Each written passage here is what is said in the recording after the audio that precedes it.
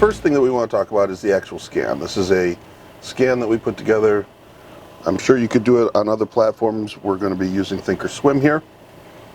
So what you want to do, I'm going to load my scan, which is this one right here, and I'll put, the link is out there, but I'll show you what to do once you get the link. All you do is click it. But basically what I did is I said, okay, I want to look at stocks that are at the least $20 and at the most, I don't have a top, but let's just say $500. Looking for things like that, or let's just say 2,000. In case Amazon ever sets one up, we will probably want to play that. And then I said, okay, I want the average volume for the 50-day moving average on a daily basis.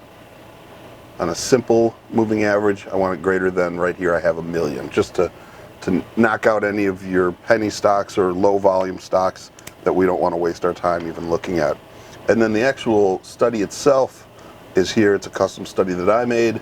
We can look at what it is, and it's pretty simple. We have the high from 1 bar ago is greater than the high than today, and then the low from 1 bar ago is less than the low from today. And so we run this scan at the end of the day. So we're taking closing prices of today, and then closing prices for today, and comparing them to closing prices, or high and lows from yesterday.